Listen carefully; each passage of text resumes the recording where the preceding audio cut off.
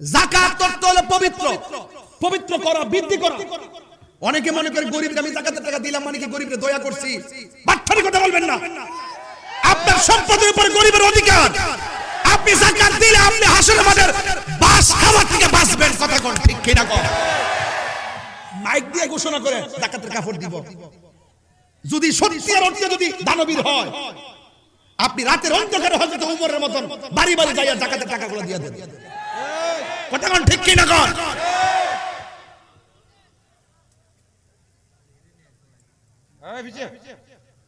গভীর মনোযোগ, কথা বলবেন না রে বন্ধু। নবী আমার ডাক দিয়ে বলে হাসরের ময়দান যেদিন কায়েম হবে, যেই দিন কেউ কাউকে চিনবে না, দুনিয়ার সম্পদ তার কোনো কাজে আসবে না। যারা যাকাত দেয় না, ওই যাকাতের টাকাগুলা সর্পে হইবে, পালে পালে পালে পালে ঝাঁকে ঝাঁকে ঝাঁকে ঝাঁকে ঝাঁকে ঝাঁকে সাপ হবে। এমন ভাবে একটা দৌড়ানি দিবে, দৌড়ানি দিয়ে নিয়ে এক জায়গায় ঠেকাবে। এবারে সাপগুলা বলবে তোমার হাতটা বাড়ায়া দাও, হাতটা বাড়ায়া দিবে। সাপগুলা হাত দিয়ে উইটা কই মুখটারে হা কর, মুখটারে হা করবে। ওইভাবে মুখ দিয়ে ডুইকা সাপগুলা পেটের ভিতরে যাইয়া, হাদিস শরীফের মধ্যে ভাষা হলো কালবুয়ুতিন, পেটটা ঘরের মতো হয়ে যাবে। এই সাপ এমন ভাবে ধ্বংসন করবে, এই সাপের ধ্বংসনের কারণে ওই লোকটা এমন কান্না করবে জাহান্নামীরা পর্যন্ত সহ্য করতে পারবে না। এই জন্য যুবক ভাইয়েরা আমার, যাকাত কোনো করুণা বা দয়া নয়। যাকাত হলো গরিবের প্রতি তোমার একটা, গরিব তোমার সম্পদের উপর একটা অধিকার। এই জন্য হাসরের ময়দানে আমার নবী বলেন যারা যাকাত দিবে না, আমি নবী তাদের দিকে ফিরেও তাকাবো না। এই জন্য যাকাত দিবেন। এরপরে 5 নম্বর হলো যারা আমানত রক্ষা করে, যারা আমানত রক্ষা করে। আল্লাহ রাব্বুল আলামিন বলেন ইন্নাল্লাহা ইয়া'মুরুকুম আন তুআদ্দুল আমানাতি ইলা আহলিহা। আল্লাহ নিশ্চয়ই তোমাদেরকে আদেশ দিচ্ছেন আমানত সমূহ তার হকদারের কাছে পৌঁছায় দেওয়া।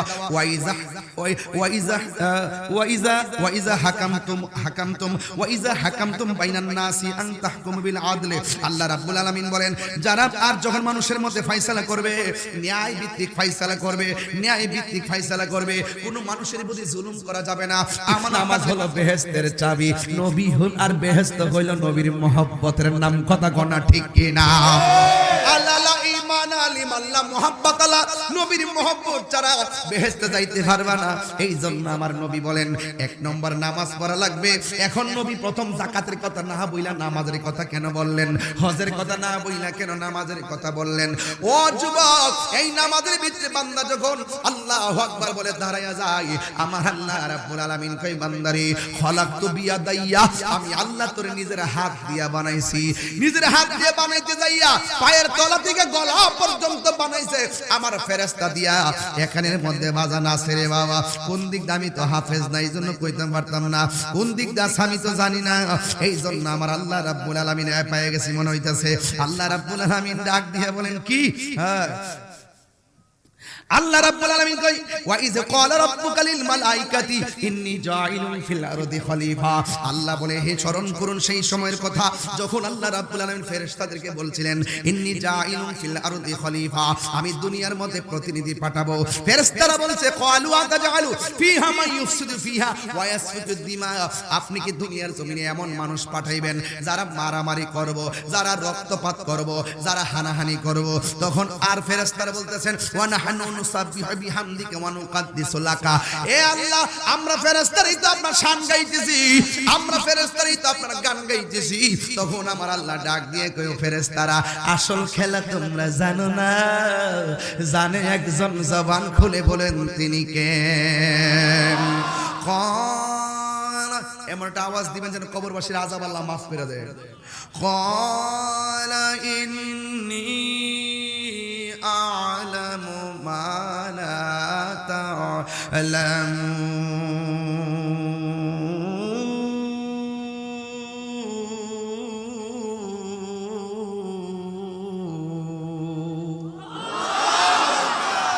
আল্লাহ বলে আমি যা জানি তোমরা তা।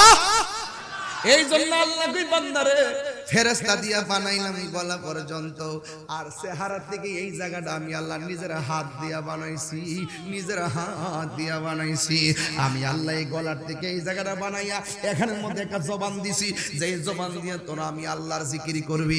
এই জায়গার মধ্যে দুইটা কান দিছি, যেই কান দিয়ে আমার জিকির শুনবি। এই জায়গার মধ্যে দুইটা চোখ দিছি, দুনিয়ার সব দিকে দিকে আমি আল্লাহরে গবেষণা করবি।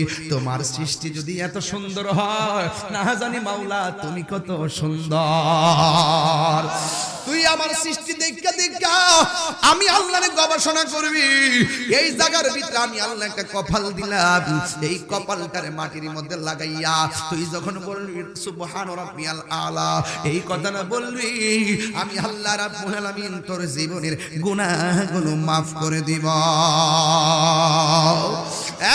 যুবক ভাইরা, এই জন্য অনুরোধ কইরা দিয়া যায়, আমার নবী মুমিনের 7টা গুণ বলছে। 1 নম্বর হলো তোমাকে 5 ওয়াক্ত নামাজ পড়তে হবে। এই নামাজটা শুধুমাত্র তাড়াহুড়া করলে চলবে না, এই নামাজটা আন্তরিকতার সাথে পড়া লাগবে। দেখবেন বাজারে যাই আড্ডা মারে, গড়ির কাটার দিকে তাকাই না, কিন্তু আল্লাহর ঘর মসজিদে গেলে বারবার গড়ির কাটার ফেল তাকায়। কথা কোন ঠিক ঠিক না? আবার দেখবেন আরেকটা সিনারি কইয়া দিয়া যায়, দেখবেন যখন বৈঠকের মধ্যে বসে একটু পরে দেখবেন ডান দিক দিয়ে গলা কাশি শুরু হয়, বাম দিক দিয়ে গলা কাশি শুরু হয়। কাশি দিয়া দিয়া ইমাম সাহেব মিস কল দেয়, তাড়াতাড়ি সালাম ফিরাই না কিনলে যতই দামদালি করো না কেন, নামাজের মধ্যে আমলে কাসির হলে নামাজ বাতিল হয়ে যায়। ইচ্ছা করে তুমি হাজ্জি করবা, ইচ্ছা করে তুমি কাশি দিবা, এটাকে বলা হয় আমলে কাসির।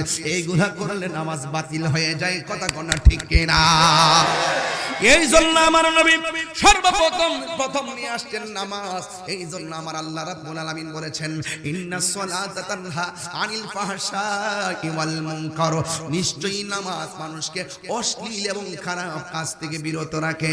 এ যুবক, পড়ার মতো যদি পড়তে না পারো, নামাজটা যদি পড়ার মতো পড়তে না পারো, এখন উচিত কথা বললে অনেকে রাগ করবেন, কইতাম মেরে বাবা, আর জোরে কোন কইতাম মেরে বাবা, কিছু কথা না কইলে আমার মুখটা চুলকাইব, কইতেইব।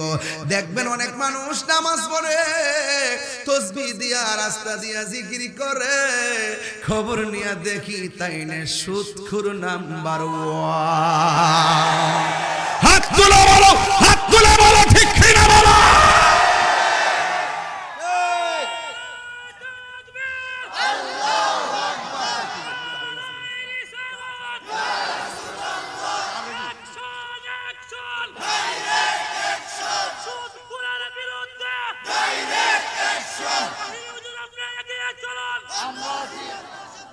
আল্লাহু আকবার কোন, আর জোরে আল্লাহু আকবার কোন।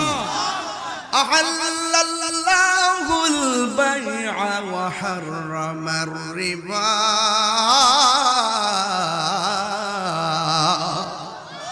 আল্লাহ বলে বান্দা রে,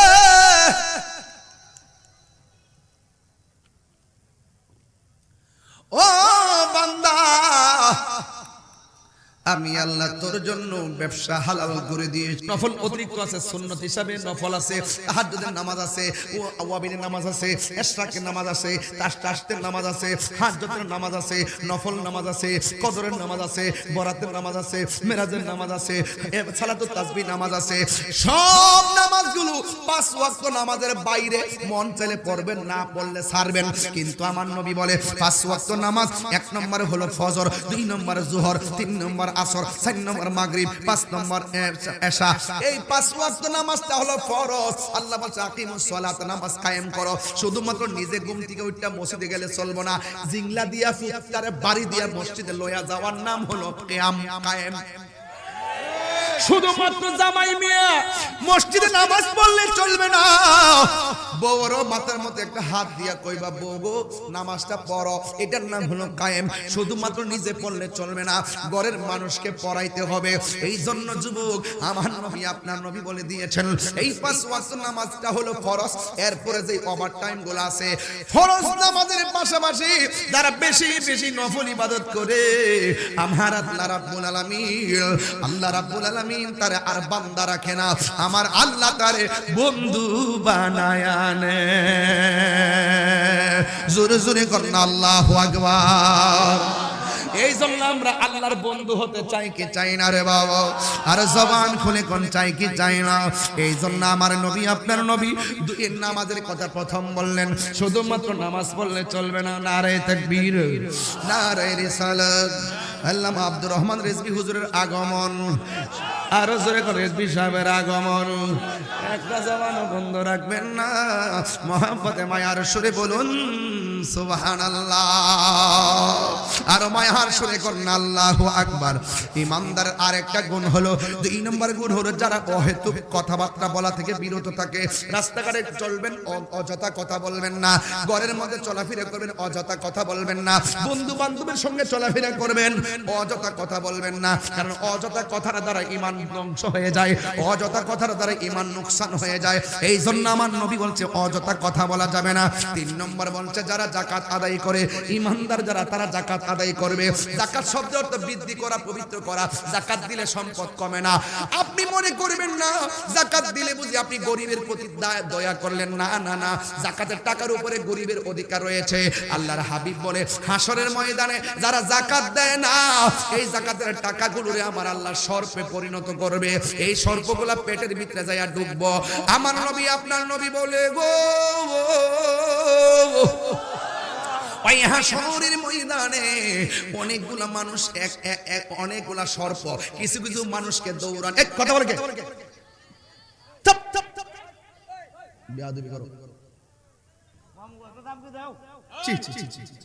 আল্লাহু আকবার বলেন, এটা সাধারণ কোনো বিষয় না। আমার আমার আমার কাজটা শেষ করে দিতেছি, কথা বলতেছি। যাকাত অর্থ হলো পবিত্র, পবিত্র করা, বৃদ্ধি করা। অনেকে মনে করে গরিবকে আমি যাকাতের টাকা দিলাম মানে কি গরিবকে দয়া করছি। বাট্টারি কথা বলবেন না। আপনার সম্পদের উপর গরিবের অধিকার। আপনি যাকাত দিলে আপনি হাসরের মাঠের বাস খাওয়া থেকে বাঁচবেন। কথা কোন ঠিক কিনা কোন? মাইক দিয়ে ঘোষণা করে যাকাতের কাপড় দিব। যদি সত্যিকার অর্থে যদি দানবীর হয়, আপনি রাতের অন্ধকারে হযরত ওমরের মতন বাড়ি বাড়ি যাইয়া যাকাতের টাকাগুলো দিয়ে দেন। কথা কোন ঠিক কিনা কোন?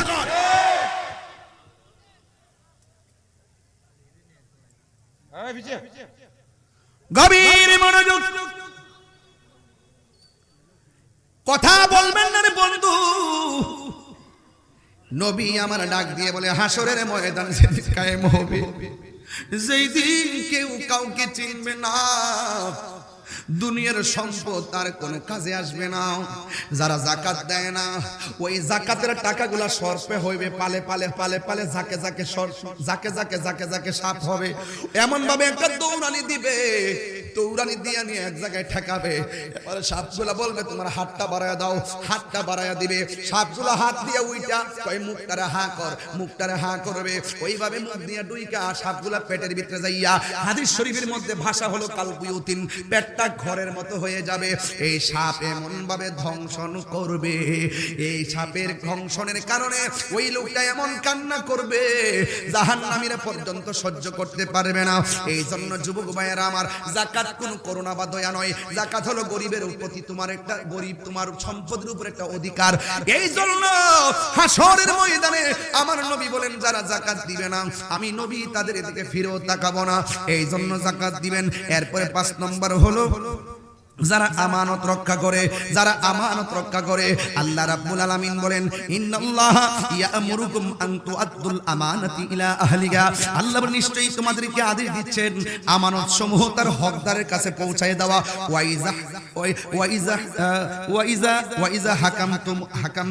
ওয়াইজা হাকামতুম বাইনান নাসি আন তাহকুমু বিল আদলি, আল্লাহ রাব্বুল আলামিন বলেন যারা আর যখন মানুষের মধ্যে ফয়সালা করবে, ন্যায় ভিত্তিক ফয়সালা করবে, ন্যায় ভিত্তিক ফয়সালা করবে।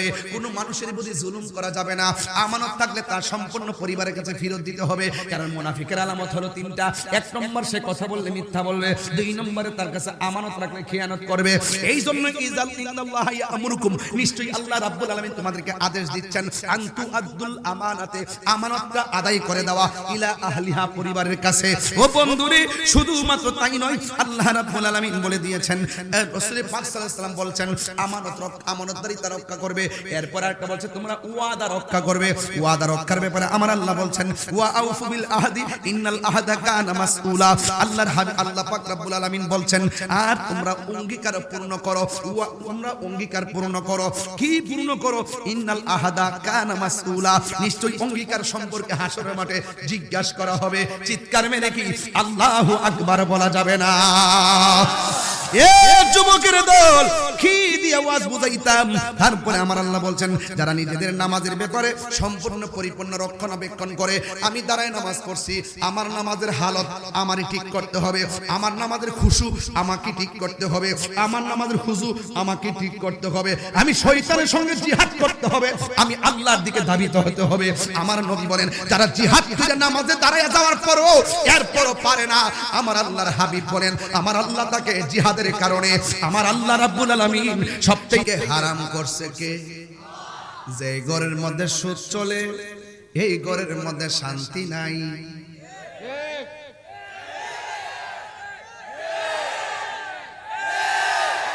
যেই ঘরে সুদ চলে সেই ঘরে শান্তি নাই। যেই গ্রামে সুদ চলে এই গ্রামে শান্তি নাই।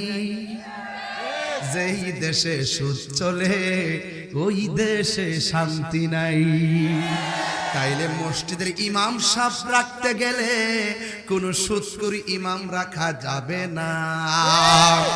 ওই মসজিদের সভাপতি বানাইতে গেলে সুদখোর সভাপতি বানানো যাবে না। কথা বলেন ঠিক কি না?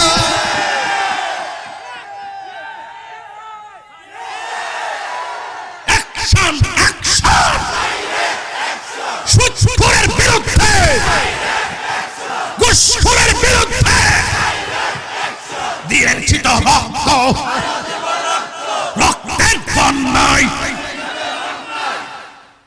মারহাবা।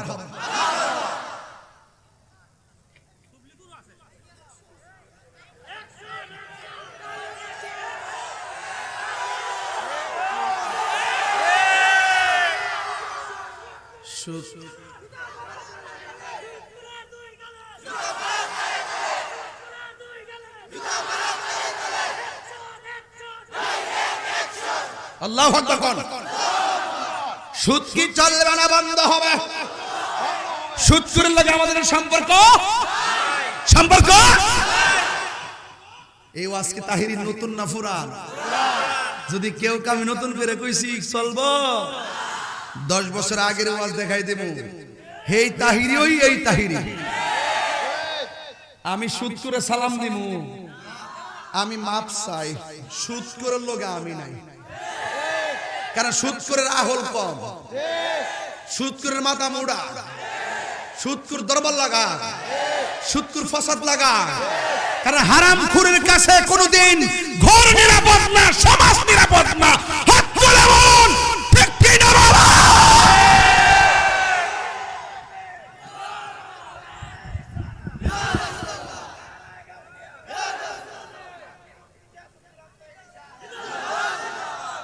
আওয়াজ করে বলেন সুদ কি চলবে? আমার পোলাপান্ডি কই? এই পোলাপান ডাক দিলে কি পাওয়া যাবে?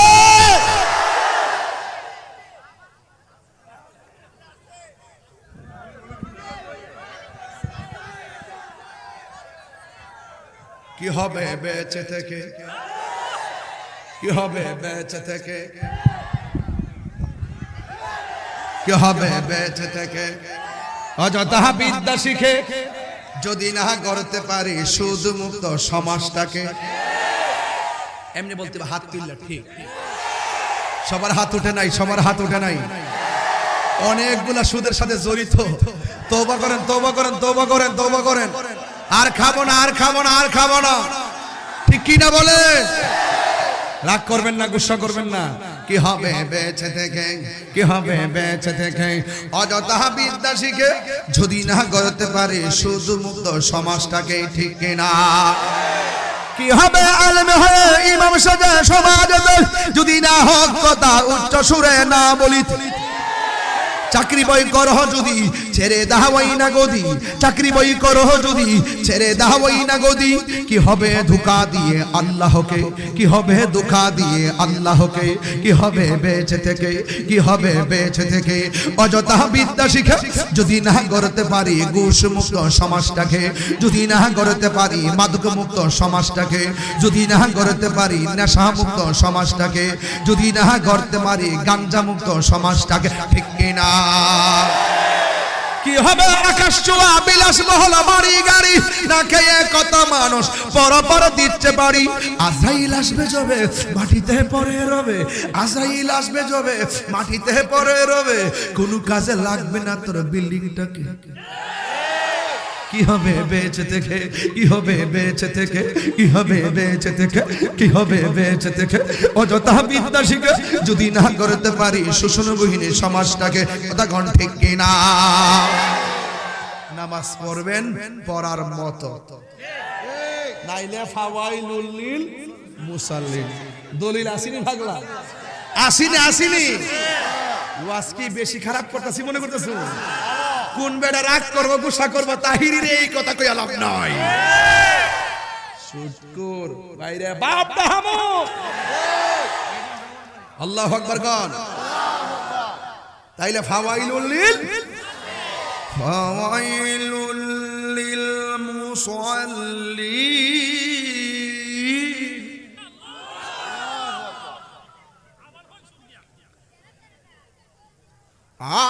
আমিলাতুন নাসিবাতুন তাসলা নারান হামিয়া। বাজান কষ্ট করে যেতে আসছে নই, কিছু লইয়া যান। আমি যদি কষ্ট করে আই ভরছি কিছু দিয়া যায়, ওইলে দিলাম নাইলে নিলাম। সুতরাং আবার 3 বছর পরে ইনশাআল্লাহ আসবো বাচ্চা থাকলে। ওই ধরো কি কয়, ওই ধর কি কই যে ওই যে কি কয় আমার দরব ঘরের মধ্যে কইছে আগে ভিতরে ডাইরেক্ট করবার লাগে। বারবার একটা লোক আনলে এটা ভালো লাগে, ফালডে ফালডে ফুলডে আনেন আপনারা, ফালডে ফালডে আনেন। এই মারহাবা কোন গেলে আপনি কই আসছেন কেন? কিতা কইতাম উপরে কইতাম আর কি আইতাম যে কইতাম আর কি। দেখছেন কি চালাক, কি সেক্রেটারি বানাইছেন কি চালাক। মানে এখনই সবার সামনে স্বীকার করতাম যাতে পরে আর না লড়তে পারি। মারহাবা কোন যাক, আল্লাহ কবুল করুক, আমিন কোন। কষ্ট হচ্ছে আপনাদের? যে লোকটা উঠবে এটার ধরবেন, আজকে উড়াউড়ি নাই। সবাই দূরে শুনি পড়েন আল্লাহুম্মা সাল্লি আলা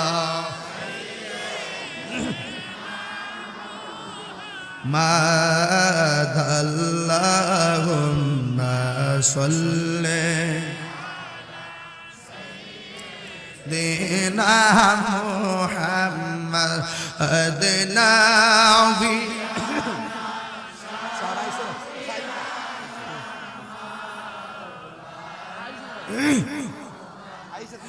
জুম্মার ঘর খে কাবা বানাইয়া দেহের ঘর কে মদিনা।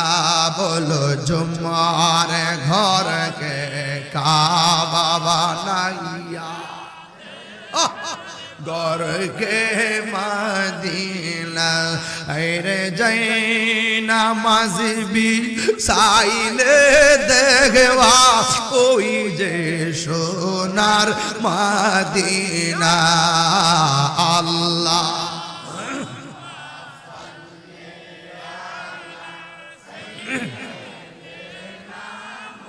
কি যে সুন্দর লাগতেছে মাশাআল্লাহ, নবী খুশি। আয় আল্লাহুম্মা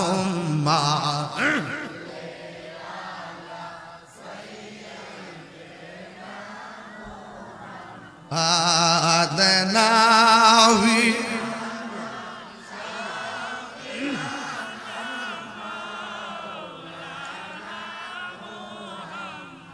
আর ময়ূরনার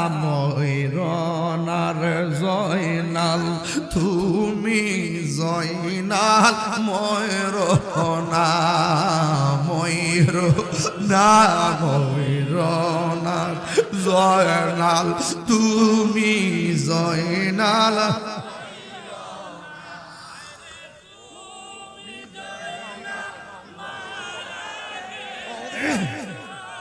বীরে বংশ তাকে বেলা হাইরে তুমি জয়নাল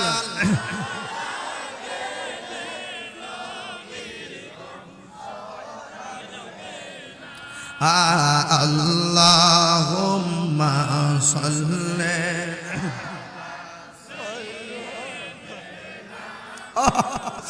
মারদেনা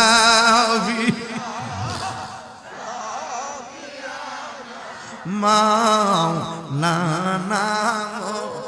এ কান্দায়ো না কান্দায়ো না কান্দায়ো না আমার নবীরে হায়রে কান্দায়ো না কান্দায়ো না কান্দায়ো না আমার নবীরে হায়রে নবীরে কান্দাইলের কাঁদবা ওই না কঠিন হাসরে বলো নবীরে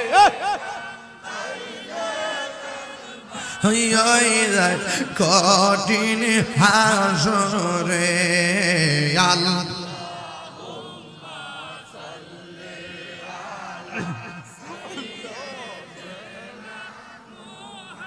মাদনা ভিয়েনা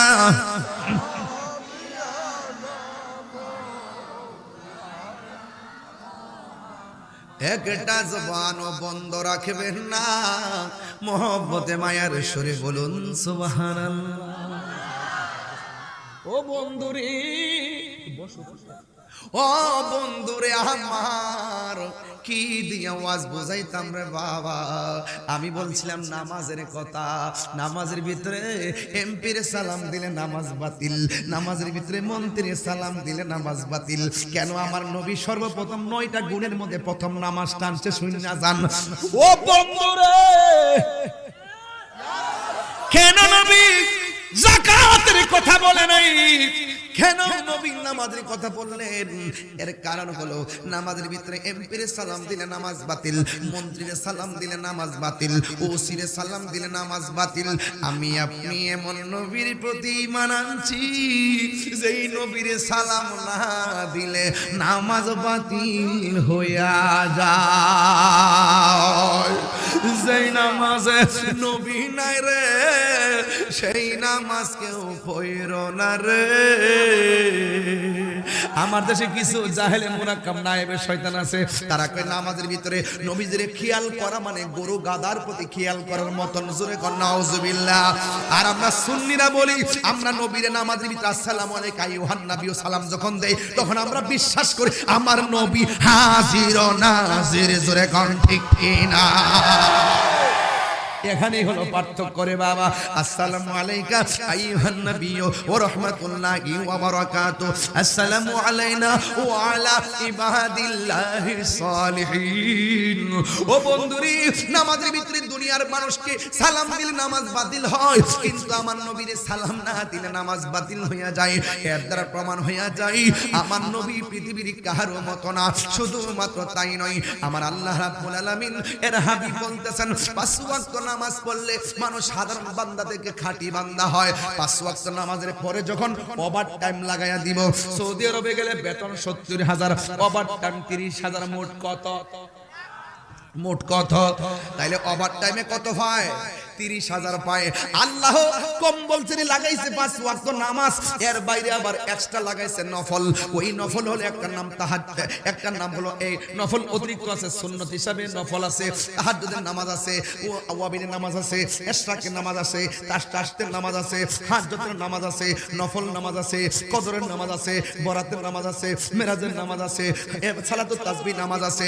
সব নামাজগুলো 5 ওয়াক্ত নামাজের বাইরে মন চাইলে পড়বেন, না পড়লে ছাড়বেন, কিন্তু আমার নবী বলে 5 ওয়াক্ত নামাজ, 1 নম্বর হলো ফজর, 2 নম্বর যোহর, 3 নম্বর আসর, 4 নম্বর মাগরিব, 5 নম্বর এশা। এই 5 ওয়াক্ত নামাজটা হলো ফরজ। আল্লাহ বলছে আকিমুস সালাত, নামাজ কায়েম করো। শুধুমাত্র নিজে ঘুম থেকে উঠটা মসজিদে গেলে চলবো না, জিংলা দিয়া ফুটকারে বাড়ি দিয়া মসজিদে লয়া যাওয়ার নাম হলো কিয়াম কায়েম। শুধুমাত্র জামাই মিয়া মসজিদে নামাজ পড়লে চলবে না, বউর মাথার মধ্যে একটা হাত দিয়া কইবা বউ গো নামাজটা পড়ো, এটার নাম হলো কায়েম। শুধুমাত্র নিজে পড়লে চলবে না, ঘরের মানুষকে পড়াইতে হবে। এই জন্য যুবক আমার নবী আপনার নবী বলে দিয়েছেন এই 5 ওয়াক্ত নামাজটা হলো ফরজ।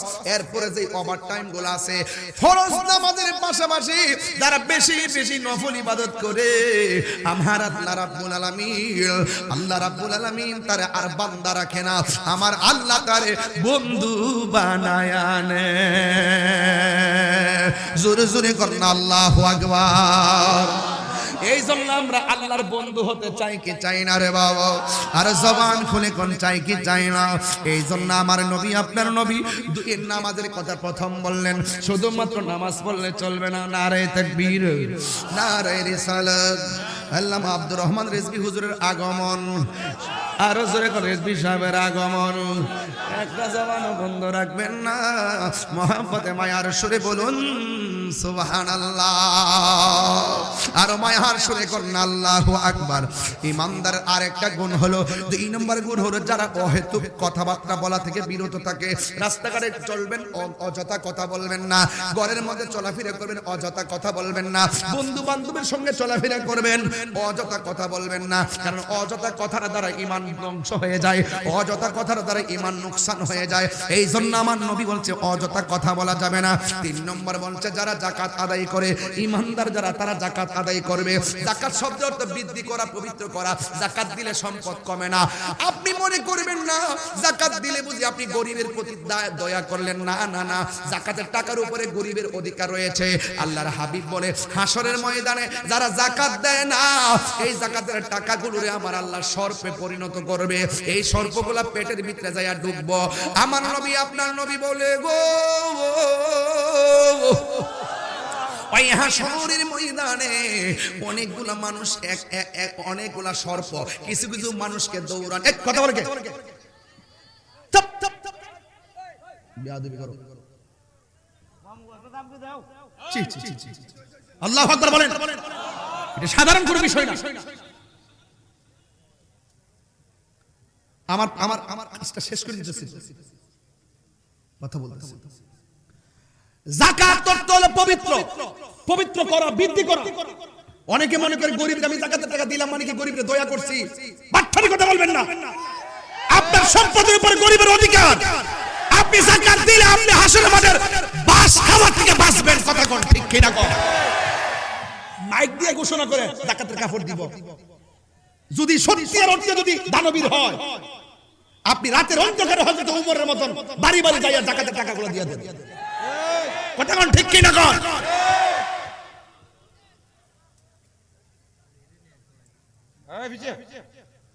গভীর মনোযোগ, কথা বলবেন না রে বন্ধু। নবী আমার ডাক দিয়ে বলে হাসরের ময়দান যেদিন কায়েম হবে, যেই দিন কেউ কাউকে চিনবে না, দুনিয়ার সম্পদ তার কোনো কাজে আসবে না। যারা যাকাত দেয় না, ওই যাকাতের টাকাগুলা সর্পে হইবে, পালে পালে পালে পালে ঝাঁকে ঝাঁকে ঝাঁকে ঝাঁকে ঝাঁকে ঝাঁকে সাপ হবে। এমন ভাবে একটা দৌড়ানি দিবে, দৌড়ানি দিয়ে নিয়ে এক জায়গায় ঠেকাবে। এবারে সাপগুলা বলবে তোমার হাতটা বাড়ায়া দাও, হাতটা বাড়ায়া দিবে। সাপগুলা হাত দিয়ে উইটা কই মুখটারে হা কর, মুখটারে হা করবে। ওইভাবে মুখ দিয়ে ডুইকা সাপগুলা পেটের ভিতরে যাইয়া, হাদিস শরীফের মধ্যে ভাষা হলো কালবুয়ুতিন, পেটটা ঘরের মতো হয়ে যাবে। এই সাপ এমন ভাবে ধ্বংসন করবে, এই সাপের ধ্বংসনের কারণে ওই লোকটা এমন কান্না করবে জাহান্নামীরা পর্যন্ত সহ্য করতে পারবে না। এই জন্য যুবক ভাইয়েরা আমার, যাকাত কোনো করুণা বা দয়া নয়, যাকাত হলো গরিবের প্রতি তোমার একটা গরিব তোমার সম্পদের উপর একটা অধিকার। এই জন্য হাসরের ময়দানে আমার নবী বলেন যারা যাকাত দিবে না, আমি নবী তাদের এদিকে ফিরেও তাকাবো না। এই জন্য যাকাত দিবেন।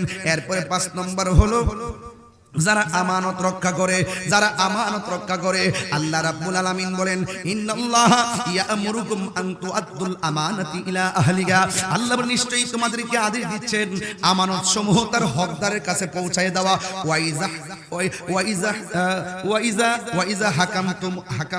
ওয়াইজা হাকামতুম বাইনান নাসি আন তাহকুমু বিল আদলি।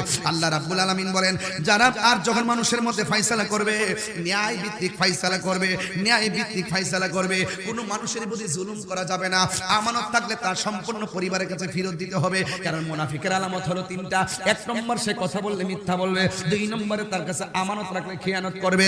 এই জন্য ইন্নাল্লাহা ইয়া'মুরুকুম, নিশ্চয়ই আল্লাহ রাব্বুল আলামিন তোমাদেরকে আদেশ দিচ্ছেন আন তুআদ্দুল আমানাতে, আমানতটা আদায় করে দেওয়া ইলা আহলিহা, পরিবারের কাছে।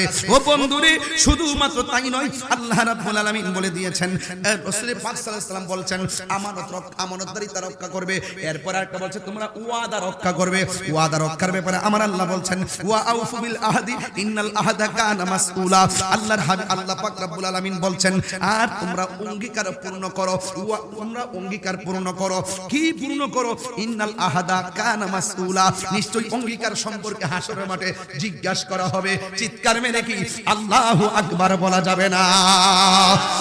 এ যুবকের দল, কি দিয়ে আওয়াজ বুঝাইতাম? তারপরে আমার আল্লাহ বলছেন যারা নিজেদের নামাজের ব্যাপারে সম্পূর্ণ পরিপূর্ণ রক্ষণাবেক্ষণ করে। আমি দাঁড়ায় নামাজ পড়ছি, আমার নামাজের হালত আমারই ঠিক করতে হবে, আমার নামাজের খুশু আমাকে ঠিক করতে হবে, আমার নামাজের খুশু আমাকে ঠিক করতে হবে, আমি শয়তানের সঙ্গে জিহাদ করতে হবে, আমি আল্লাহর দিকে ধাবিত হতে হবে। আমার নবী বলেন যারা জিহাদ করে নামাজে দাঁড়ায় যাওয়ার পরও এরপরও পারে না, আমার আল্লাহর হাবিব বলেন আমার আল্লাহ তাকে জিহাদের কারণে, আমার আল্লাহ রাব্বুল আলামিন সবচাইতে, নবীজি বলেছেন সবচাইতে বড় জিহাদ হলো নিজের নফসের সঙ্গে জিহাদ করা। নিজের সঙ্গে জিহাদ করার পরও শয়তান তাকে ধোঁকা দিতেছে, এরপরও সে নামাজ ছাড়ে নাই। আল্লাহর হাবিব বলে নামাজের ভিতরে জিহাদ করার পরও যদি শয়তান তারে ধোঁকা দেয়, আমার আল্লাহ রাব্বুল আলামিন ওই ধোঁকার কারণেও ইমানদারের নামাজ বাতিল করে না। জোরে কোন সুবহানাল্লাহ, আর চিৎকার মেরে কোন আল্লাহু আকবার। তোমার দেশে যায় কত আশিকান, এই ধুম পড়ে আছে বাংলায় তান, যেতে পারলাম না আমি দেশেতে তোমার, ডেকে নাও রওজা তোমার রাসূলুল্লাহ, কি উপায় হবে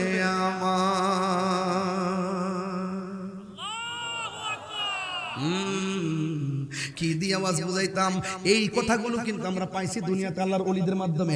আজকে সমাজের ভিতরে একদল মানুষ ওলি আল্লাহর মাজার বাংলার লেগে পাগল হয়ে গেছিল, শুধুমাত্র কয়েকটা পাগল গুলাবসার মাজারে শিকল লিয়া খার হইছে, ওই বাংমুন্নার দলগুলো ফলাই গেছে গা। এখনো কয়া দিয়া যায় সুতাঙ্গের জমিনে বেডা হইলে ফতে গাজী আয়, বেডা হইলে নাসিরউদ্দিন শিফাশালা আয়। আর একটা মাজারে যদি আক্রমণ করা হয়, বাংলার সুন্নি জনতা ঘরে বসে থাকবে না, আগুন জ্বলবে, আগুন, লড়াই হবে, সংগ্রাম হবে, জিহাদ হবে। আল্লাহর ওলির মাজারকে সুরক্ষা করতে প্রয়োজনে শাহজালালের উত্তরসূরিরা জীবন দিবে। কথা বলেন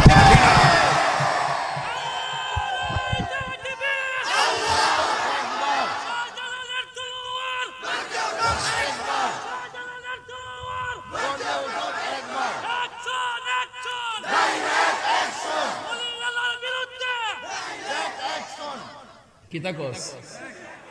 ওলি আল্লাহর বিরুদ্ধে না, ওলি আল্লাহর শত্রুদের বিরুদ্ধে। কথা কোন ঠিক কিনা? তুমি কে আমি কে?